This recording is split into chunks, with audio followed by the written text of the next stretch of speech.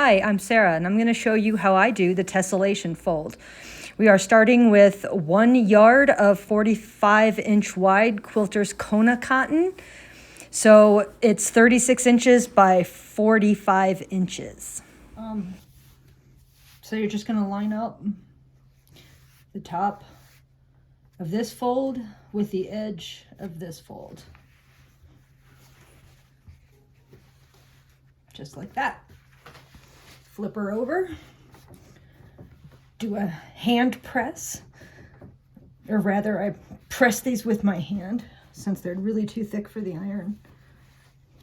And then again, you want to line up this side with the bottom of this triangle, like that.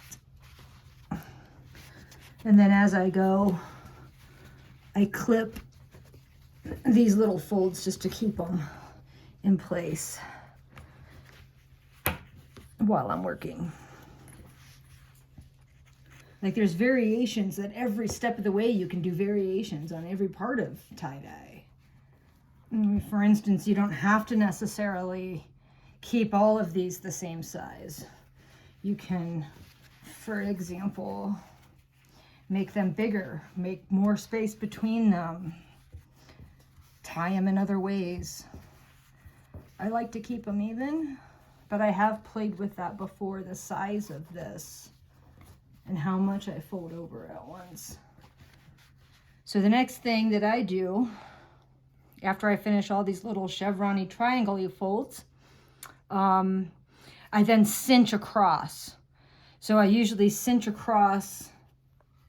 They don't have to be at an angle because you've got these folds at an angle. So I cinch in this direction, perpendicular to my accordion pleated piece. You can use anything to cinch there. You don't even have to. You could dye it just like this if you wanted to. As I said before, there's a million different ways to vary this. I just prefer working with sinew. I think that it holds better. It's easier for me than rubber bands. But you could cinch with rubber bands. You could cinch with kite string. You could even do clamps instead of just clips. Clamp this with something similar to traditional shibori, and then you'd have even more interest in your fold. You'd get maybe a white spot depending on how tight your clamps are. My goal is not to have white lines. So I just want to impede flow. Of course, just like everything else, you can cinch it tight enough to get white lines, and sometimes I do. Sometimes I get white lines, sometimes I don't get white lines. It's not really a goal. I pull until the sinew catches so that it doesn't come apart, so that it stays tied.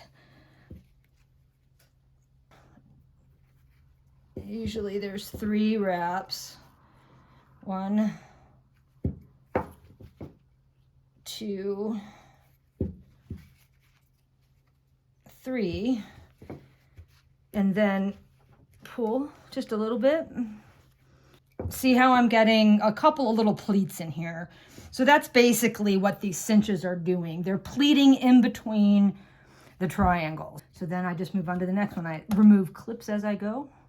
So see, this is what I'm aiming for. This part of the fold, I want to put my, whatever I'm using to cinch, perpendicular to the pleated piece across this part of the fold, if that makes sense. And then again, this time, instead of this way, the fold is that way, but it doesn't change. You're still just gonna go straight across with your cinching.